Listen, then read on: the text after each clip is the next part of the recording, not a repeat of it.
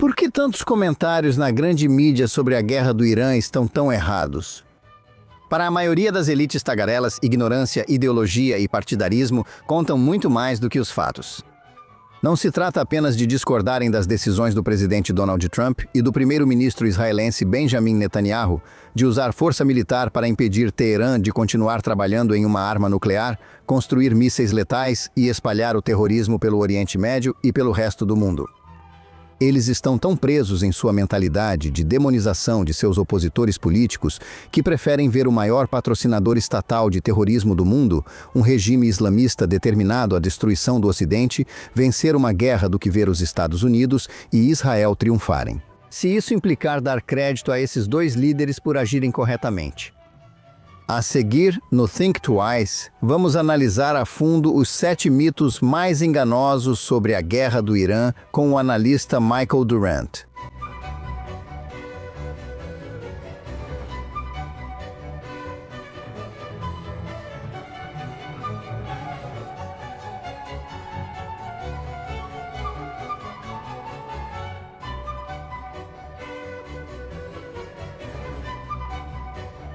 Olá e bem-vindo ao Think Twice. Para a grande mídia, o establishment de política externa e os opositores políticos do presidente Donald Trump, a guerra travada contra o Irã pelos Estados Unidos e Israel tem sido um desastre absoluto.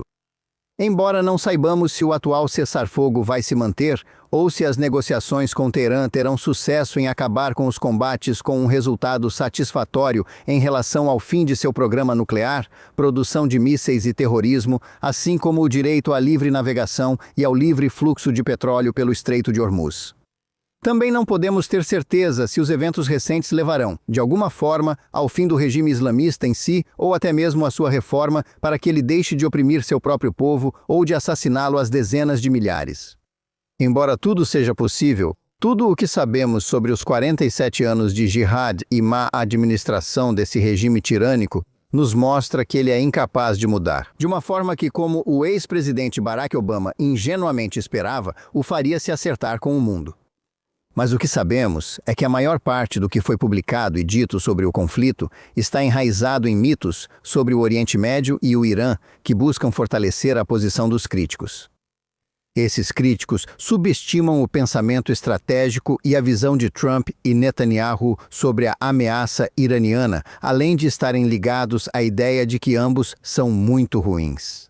Que pessoas esclarecidas são obrigadas a torcer para que o Irã vença a guerra de uma forma ou de outra, em vez de permitir que qualquer um deles receba o crédito que merece por ter a coragem de fazer o que é necessário para enfrentar e pôr fim à ameaça ao Ocidente vinda do regime islamista.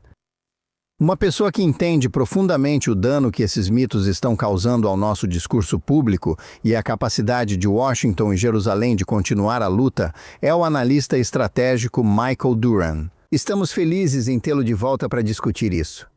Michael Durant é pesquisador sênior e diretor do Centro para a Paz e Segurança no Oriente Médio no Hudson Institute. Especialista em segurança no Oriente Médio, ele co-apresenta o podcast Israel Update. Durante o governo George W. Bush, atuou na Casa Branca como diretor sênior no Conselho de Segurança Nacional, conselheiro sênior no Departamento de Estado e secretário adjunto de Defesa. Seu livro Ike Gamble, sobre a crise de Suez, foi publicado em 2016. Ele aparece com frequência na TV e publica muito em Commentary, Mosaic, Wall Street Journal, Washington Post e New York Times. Michael Durant, seja bem-vindo de volta ao Think Twice. Oi, é ótimo estar aqui. Bem, Mike, muito obrigado por reservar um tempo para conversar conosco novamente.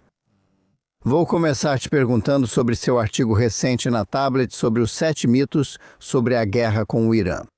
Mas antes de fazermos isso, você pode nos dizer se acha que um bom resultado nas negociações com o Irã é realmente possível? Existe uma chance razoável de que o Irã abra mão de seu material nuclear e do direito de enriquecer urânio, abra os estreitos, deixe de apoiar o terrorismo e abandone seu programa de mísseis balísticos ou até mesmo pare de oprimir seu próprio povo? A escolha de Washington é, como dizem os críticos de Trump, insistir na guerra até mudar o regime ou desistir sem atender suas principais exigências. Que pergunta difícil essa. Acho que o resultado mais provável da guerra é semelhante ao resultado da Guerra do Iraque em 1991.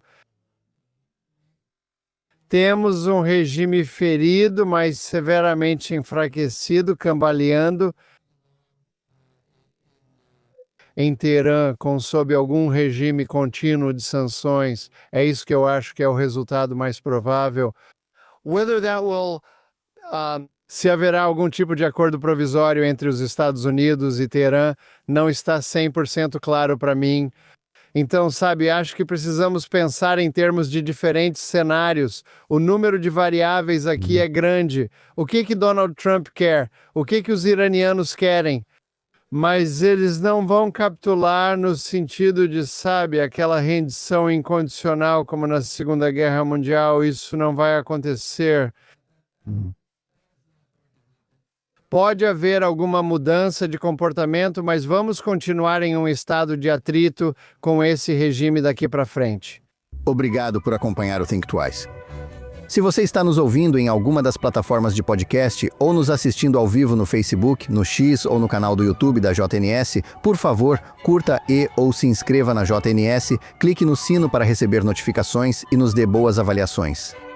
Além do Think Twice, também há o podcast diário de Jonathan Tobin, onde compartilho notícias e análises sobre os principais temas atuais. Você pode encontrar o programa diário como Jonathan Tobin Daily no canal da JNS, onde quer que você ouça seus podcasts. E agora, de volta ao programa de hoje. Certo. E então acho que a pergunta é: qual é a posição do Trump? Quais são, você sabe, quais são as linhas vermelhas dele? Os críticos dele sempre dizem que ele vai desistir, mas mesmo assim ele tem persistido. Será que temos subestimado ele? Com certeza, sim, acho que definitivamente subestimamos ele. Quero dizer, veja, ele gastou muito capital político nessa guerra e fez isso porque acha que é a coisa certa a se fazer. Toda essa conversa sobre, sabe, as eleições de meio de mandato e todos esses outros cálculos que supostamente deveriam pesar sobre ele, eu não vejo muita evidência disso. Ele repete várias vezes: o Irã não pode ter arma nuclear. Por que não entendem? Acho que isso é o mais importante para ele. Eu não acho que precisamos gastar muito tempo analisando isso. Tem muita coisa que eu não entendo sobre a política dele ou quais são as linhas vermelhas dele. Existem muitas incógnitas. Eu acho que ele mesmo pode não ter certeza de como quer agir daqui para frente, mas está muito claro que ele não quer que o Irã tenha uma arma nuclear. Isso já deveria estar claro para todo mundo agora. Sim. Nós dois e outras pessoas já notaram que o Tom Friedman, do New York Times, disse o que ninguém queria dizer quando afirmou que estava claramente torcendo pelo Irã porque odiava Trump e Netanyahu. Desculpe interromper você. Temos que agradecer ao Tom Friedman. Já sabíamos disso, mas valeu. Tom, por deixar isso muito claro. Sim, eu senti a mesma coisa. Mas você pode explicar por que Friedman e o resto da mídia liberal e do establishment de política externa estão tão comprometidos com o que você corretamente chamou de falsidade do suposto realismo deles? Na forma das ideias de que soluções militares não resolvem nada, a diplomacia é importante por si só e a estabilidade regional exige que os Estados Unidos abandonem Israel. Sabe, isso é a ortodoxia deles, mas não há motivo objetivo para que alguém acredite que qualquer uma dessas coisas seja verdade. Acho que temos que dar um pouco de crédito a eles. Não acho que seja pura hipocrisia o que eles estão dizendo, ou desonestidade. Eles mantêm ideias contraditórias na cabeça ao mesmo tempo. E eles estão fazendo isso porque existe uma divisão teológica entre eles e Trump. Trump é teologicamente ofensivo para eles. E da mesma forma que ele é teologicamente ofensivo para os europeus, Trump entende que o mundo funciona de maneiras muito diferentes do que eles acreditam. Então, quando eles dizem que acham que ele é racista, fascista, autoritário, eles realmente acreditam em tudo isso.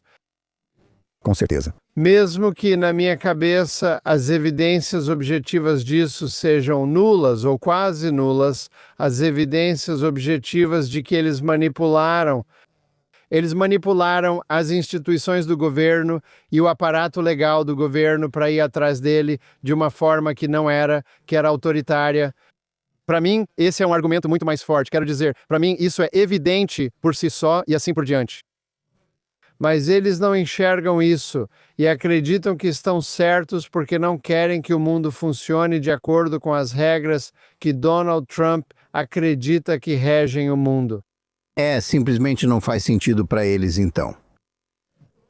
Ou pior, em algum lugar eles sentem que, se isso fizer sentido, se ele conseguir agir de acordo com essas regras, então tudo em que eles acreditavam está errado, e eles não podem aceitar isso.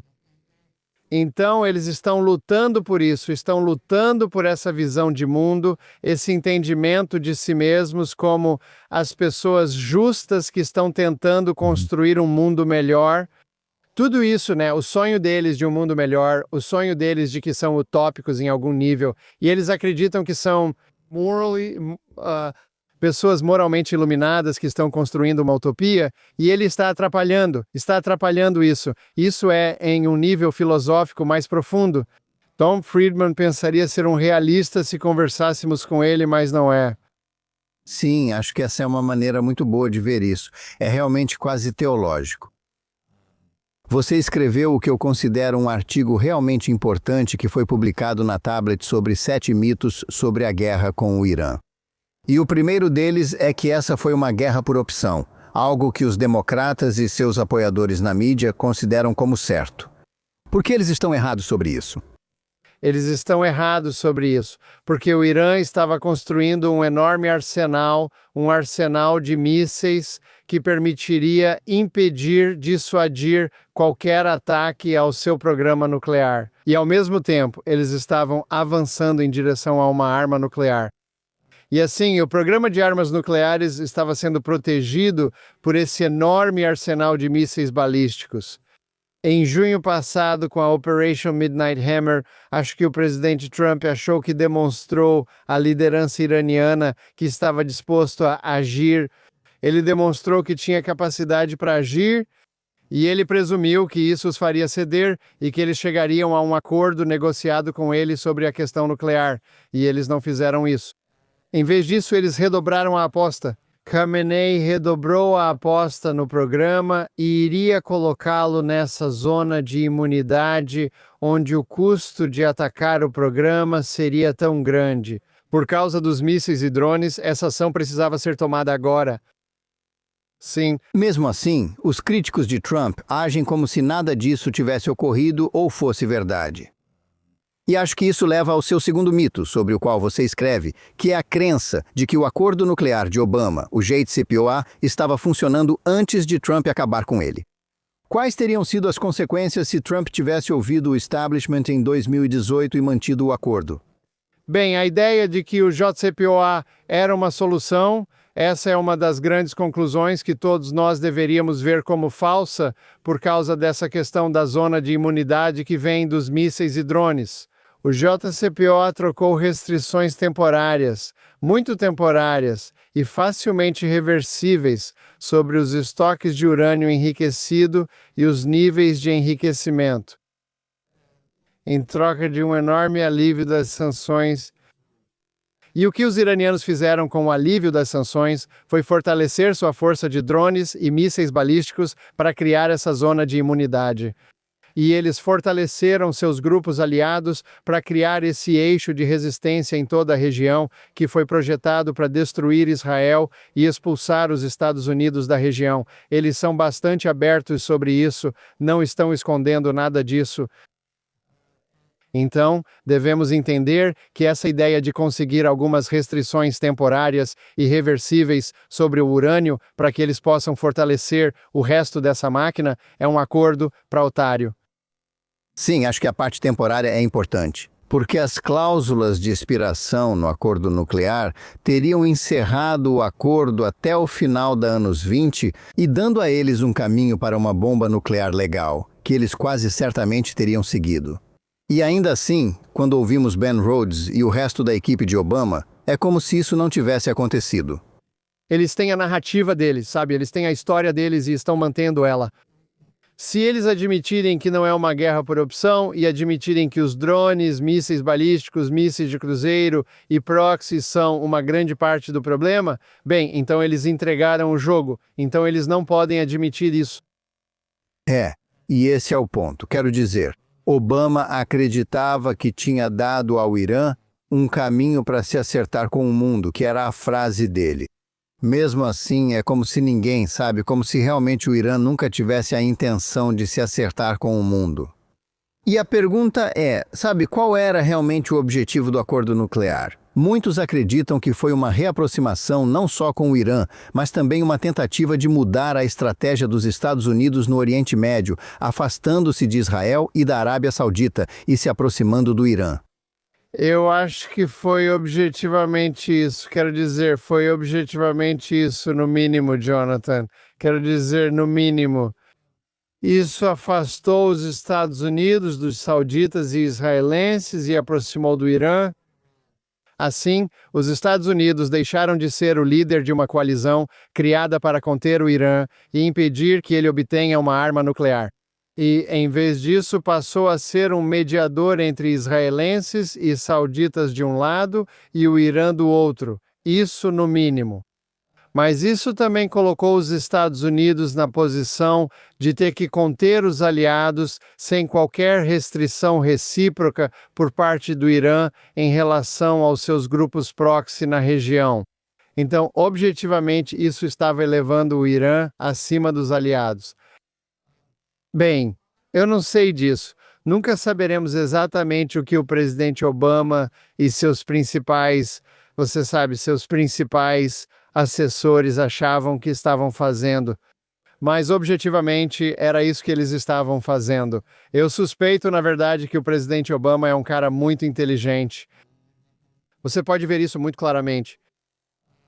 Eu acho que ele entendeu que estava... Se eu tivesse que apostar, ele entendeu que estava fazendo um acordo com o IRGC. Isso não era um acordo, sabe? Houve toda essa enrolação sobre favorecer os moderados em vez dos extremistas e tudo isso.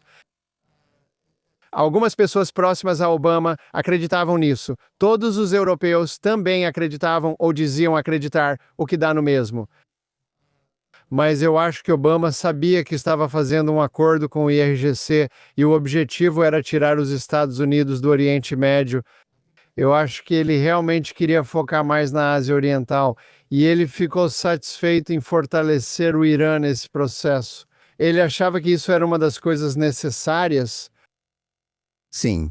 E acho que isso leva ao próximo mito sobre o qual você escreveu, que é a ideia de que Trump teria revertido o progresso que Biden havia alcançado ao tirar os Estados Unidos das guerras no Oriente Médio.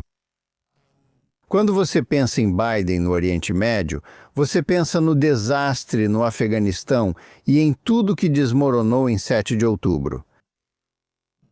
As pessoas desse tipo de clube de ex-integrantes do Obama e do Biden realmente acreditam que deixaram paz e estabilidade para Trump? Eu acredito que sim. Muitos deles acreditaram nisso. De novo, isso meio que volta para essa questão teológica. Eles acreditavam fortemente que, ao colocar os Estados Unidos nessa posição de mediador entre o Irã e Israel, eles estavam diminuindo o caos na região. Então, eles acreditavam antes, você lembra daquele artigo de Relações Exteriores escrito por Jake Sullivan, que foi publicado. Basicamente, ele chegou às caixas de correio dos assinantes em 7 de outubro, ou talvez em 6 de outubro de 2023, no qual ele diz: tivemos o período mais pacífico no Oriente Médio em décadas. E quando ele escreveu isso, ele estava pensando em duas coisas, talvez três, talvez. Mas uma delas era a trégua entre a Arábia Saudita e os Houthis, que estava caminhando, eles esperavam, para um acordo de paz. E agora Jake Sullivan não disse isso no artigo, mas na cabeça deles o que eles estavam pensando era que estavam intermediando esse acordo com o Irã. Então, por causa dos canais que estavam abertos com o Irã, eles conseguiram conter as ambições dos Houthis. Os americanos convenceram os sauditas e avançávamos para a paz ali. A outra coisa que eles fizeram foi intermediar o acordo da fronteira marítima entre Israel e o Hezbollah, ou Israel e o Líbano, que novamente na cabeça deles foi um fruto da abertura diplomática com Teherã. E então, quando o 7 de outubro aconteceu, eles definiram isso, não sem alguma razão. Eles definiram isso como uma iniciativa do Hamas que atrapalhou a reaproximação regional na qual estavam engajados com o Irã. E a reação imediata deles foi salvar o relacionamento com Teherã para que pudessem voltar ao objetivo de organizar o Oriente Médio junto com os iranianos. Agora, pessoas como você e eu olham para o ataque do Hamas e vemos o Irã por trás do Hamas e vemos o Hezbollah por trás do Hamas. E o Hezbollah abriu fogo no dia 8 e os Houthis entraram algumas semanas depois. E então os iranianos começaram a ameaçar os Estados Unidos, dizendo que seriam queimados pelo fogo se não contivessem os israelenses. E então as milícias proxy iraquianas entraram e começaram a atacar americanos. Os Houthis atacaram americanos. Houve centenas de ataques contra americanos. Mas eles continuam falando sobre esse período como aquilo que achavam que estavam construindo, que é a estabilidade regional. E todas as evidências que são balas voando contra americanos, eles simplesmente não enxergam. Sim, foi, sabe, claramente um caso de pensamento fantasioso. Mas, como você disse sobre Obama, Sullivan também não era, ele é um cara inteligente. Mas eu acho que quando tudo o que você quer é uma reaproximação com o Irã, qualquer coisa que atrapalhe isso é apenas um incômodo e precisa ser ignorado. Então, enfrentar o Irã, remover a ameaça, ir contra o que causou o 7 de outubro e o que os Houthis estavam fazendo com o transporte marítimo internacional, isso simplesmente não funciona para eles. Tem que ser ignorado.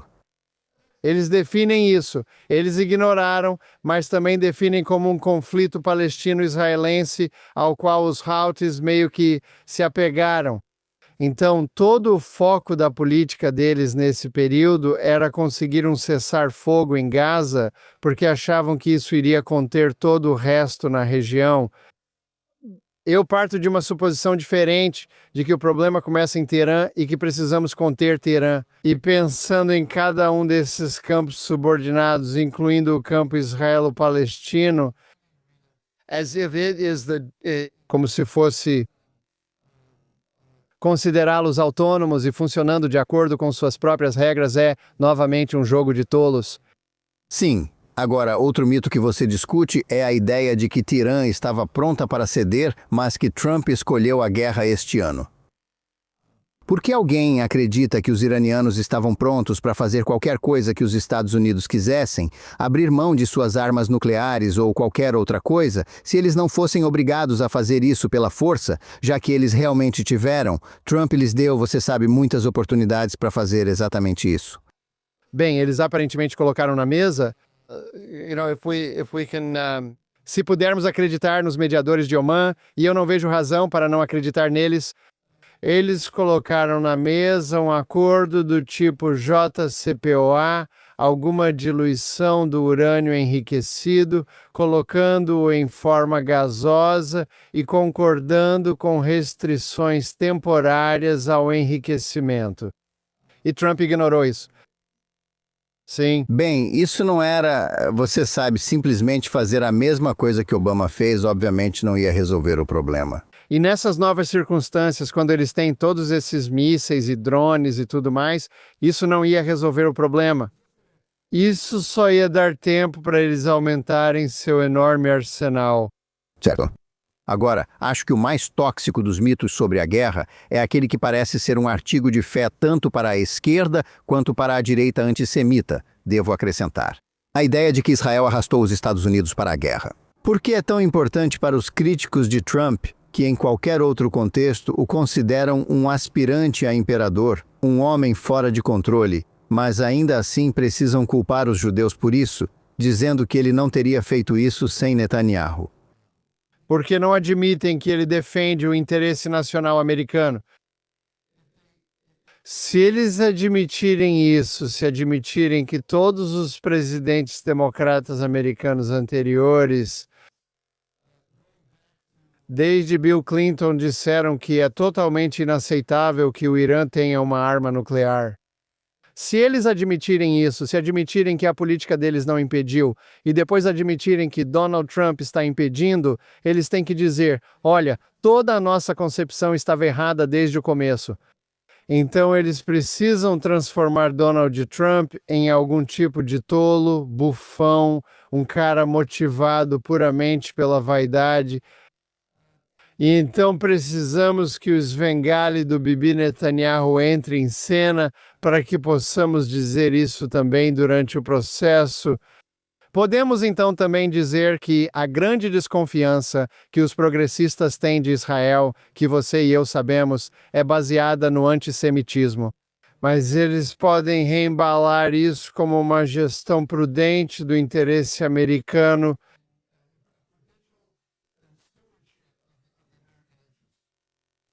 Sim, quero dizer, parece ser muito importante para eles que Israel seja demonizado, que Israel tenha que ser o culpado. E, obviamente, isso atravessa diferentes linhas ideológicas. Porque é a mesma coisa que Tucker Carlson e sua Câmara de Eco fazem. Seja Megyn Kelly, Candace Owens ou pessoas ainda mais radicais. Tem que ser assim, eles precisam colocar a culpa nos judeus. Eles precisam colocar a culpa em Israel porque, de alguma forma, se Israel é um aliado confiável dos Estados Unidos, lutando lado a lado com os Estados Unidos, para avançar seus interesses e os dos americanos, o mundo também perde sentido para eles. Não, o paradigma deles também desmorona. As recomendações de política deles são idênticas às dos progressistas, mas o paradigma teológico maior em que eles operam é diferente. Eles acham que Israel e o apoio a Israel são resultado de uma elite transnacional e da corrupção da elite americana que não está cuidando dos interesses dos Estados Unidos. Então eles chegam às mesmas políticas de uma forma diferente, mas os argumentos, no final das contas, são idênticos. Sabe, eu acho que olhando para os apoiadores do Trump, eles não estão convencidos disso, sabe? As pesquisas estão claramente divididas. Está dividido, como acontece com a maioria das coisas. Obviamente os democratas acreditam nisso, sabe? E a maioria dos republicanos não concorda com Tucker Carlson. Mas em que momento você vê isso dentro da trajetória geral da política externa americana? Esse tipo de isolacionismo de esquerda e direita, sabe, com os globalistas e os isolacionistas, sabe, se unindo para demonizar Israel. Sabe, de acordo com os pesquisadores, essa é a tendência daqui para frente. Você concorda? Não, eu não concordo. Eu acho que é um futuro possível, mas temos uma luta pela frente e precisamos enfrentá-la. Eu acho que muitas das pessoas que estão repetindo os argumentos de Tucker Carlson não são antissemitas convictos. Eu acho eles realmente têm uma crítica à elite americana. Eles têm uma crítica ao progressismo. E a maneira resumida de expressar isso neste momento é que não devemos permitir que os israelenses comandem nossa política externa. Acredito que, se deixarmos nossos argumentos claros sobre o interesse nacional dos Estados Unidos, se explicarmos por que Donald Trump acredita que Israel é um aliado exemplar em comparação com qualquer outro aliado, acho que podemos fazer essas pessoas abandonarem esses argumentos. O que quero dizer é que não acho que o antissemitismo esteja enraizado no DNA deles, da mesma forma que acredito que está enraizado no DNA de Tucker Carlson. Acho que ele, por qualquer motivo, vê o mundo através de uma lente antissemita. Eu não acho que haja sentido em discutir com ele, mas acho que muitas das pessoas que meio que o seguem, especialmente os mais jovens, que não têm muita experiência de vida, acho que podemos mudá-los, mas temos que agir para isso. Eles não vão mudar sozinhos, temos que debater com eles. O sucesso desta guerra, de uma forma ou de outra, seja lá como você for definir, vai contribuir bastante para decidir essa questão? Bem, com certeza vai tornar alguns dos argumentos um pouco ridículos. Tucker Carlson disse isso, e ele não disse que dezenas de milhares de americanos iam morrer? E nós nem temos dezenas. Acho que da última vez que vi, tínhamos perdido 13 ou 14 soldados. Obviamente, para as famílias desses homens e mulheres é uma tragédia horrível. Mas comparado a outros conflitos dessa magnitude, não é um número grande de vidas perdidas. E não é nada parecido com o que Tucker Carlson e outros disseram que iria acontecer. Sim, acabei de ler hoje cedo um artigo com Roger Stone e o Spectator dizendo que haverá dezenas de milhares de baixas americanas se os pró-Israel não forem detidos. Isso é novidade para mim. Não sabia que Roger Stone estava envolvido. Espere, me desculpe. Esse é o Roger Stone, o cineasta, ou Roger Stone. O cara da política. Ah, sim. Trump, eu não sabia. Eu não sabia que ele era contra isso. Bem, foi no contexto de que ele estava tendo uma discussão com Laura Loomer. Ah, tudo bem? E ele culpa ela, sabe? Ele culpa ela por ter induzido o Trump ao erro. Então, Bobo. eu concordo, mas ainda é meio tóxico.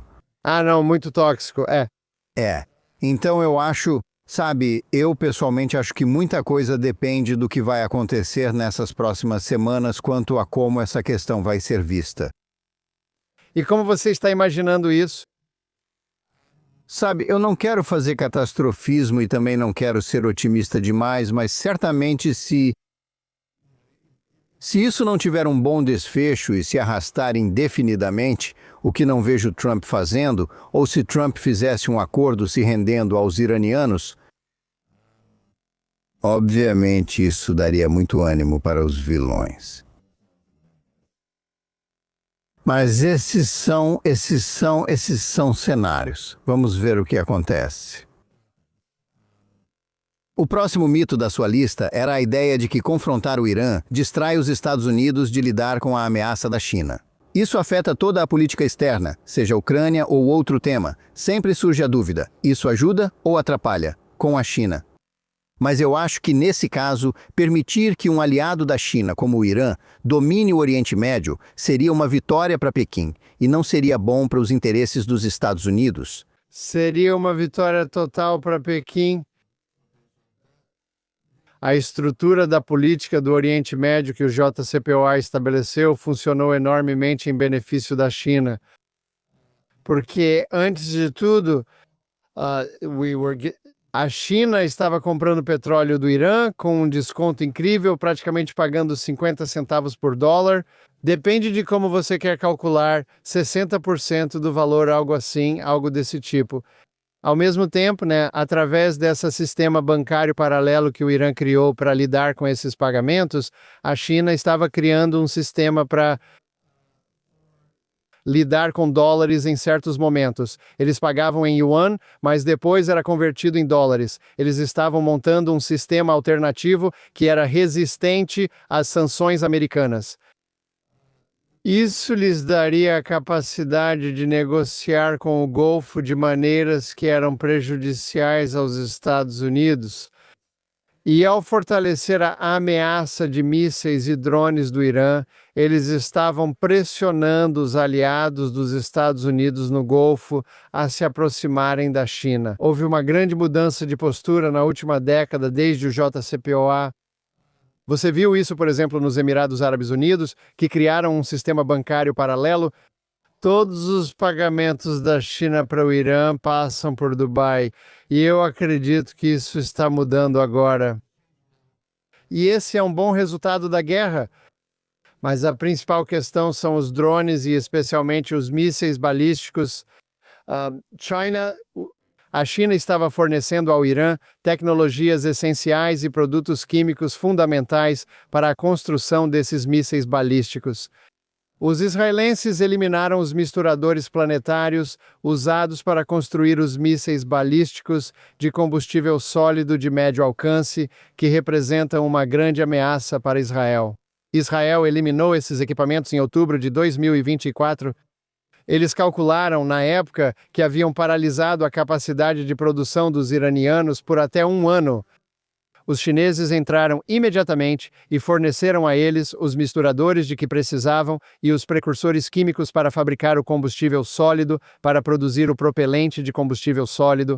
E por quê? Bem, eles tiram várias vantagens disso, Jonathan.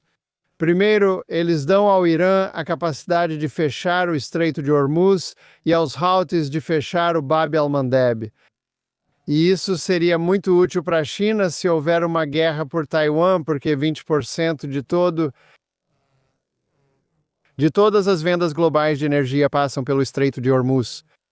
Todos os aliados do leste asiático da China, como Coreia do Sul, Japão, Taiwan, Austrália, Índia, todos eles dependem do petróleo do Oriente Médio. E em caso de guerra, a China poderia cortar o fornecimento de energia a seus inimigos.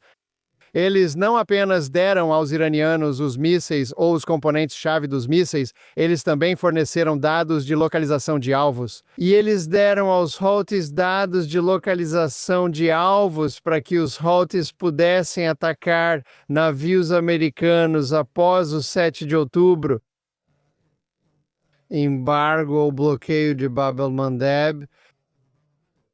Jonathan, existem 3 entidades no mundo que possuem mísseis balísticos antinávio.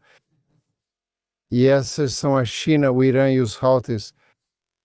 E há uma razão para isso. O míssil balístico antinávio é um míssil projetado para um único propósito e apenas esse: atacar porta-aviões americanos quando estão manobrando em espaços muito confinados. Então, a China estava usando o ataque dos Houthis contra navios americanos, contra a Marinha dos Estados Unidos, como um laboratório para estudar como os Estados Unidos iriam se comportar em uma guerra por Taiwan. Então, do ponto de vista chinês, você olha para isso e pensa que essa é uma ótima maneira de forçar os Estados Unidos a mover recursos do leste asiático para o Oriente Médio. É uma ótima maneira para eu observar você. Este é um campo de testes em combate pelo qual posso estudar como os americanos vão se comportar. E se houver uma guerra dessas, eu também posso cortar o fornecimento de petróleo para meus inimigos. E aliás, enquanto tudo isso acontece, estou recebendo petróleo muito barato do Irã. E assim, Trump está virando o jogo contra eles aqui de forma muito significativa. Eu acho que é uma jogada magistral e não está recebendo a atenção que merece. Eu acho que os benefícios que recaem sobre os Estados Unidos como resultado dessa operação em relação à China não estão recebendo a atenção que merecem. Esse é um ponto importante. Agora, o último da sua lista de mitos é a crença, quase universal na esquerda, de que Trump e Netanyahu são mitômanos belicistas. Isso não é só demonizar adversários políticos que têm sido cautelosos. Sei que Netanyahu sempre foi cuidadoso ao usar a força. Mas, como você já disse em outros contextos, isso é quase uma crença religiosa. Bem, eu já observei que a política desempenha o papel que a religião costumava ter na vida da maioria das pessoas. Então, eles têm de ser o diabo. Seus maiores oponentes devem ser o diabo. Isso faz você se sentir bem e virtuoso. E, assim como dissemos antes, em outro contexto, se eles estão agindo de forma prudente, de uma maneira que beneficia o interesse nacional americano, então toda a visão de mundo progressista desmorona. Mas também, quero dizer, se a aliança entre os Estados Unidos e Israel, como foi elevada por Trump e Netanyahu, funcionar, então isso muda completamente todo o conceito de ordem no Oriente Médio que os progressistas vêm tentando construir sem sucesso até agora. Eles têm lutado contra isso. Você se lembra dos 5 nãos ou dos 3 nãos de John Kerry sobre isso? Oh, yeah, right. Tentando negociar a paz entre Estados Árabes, países do Golfo e Israel sem antes obter a solução de 2 estados? E isso é como uma religião para eles. Não, isso não pode acontecer. Isso não pode acontecer. Então isso é parecido. Uma relação militar entre os Estados Unidos e Israel, se tornando o pilar de uma ordem americana na região.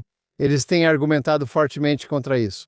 E por isso eles não podem ceder agora, e a única maneira de fazer isso é dizer que esses homens são loucos belicistas.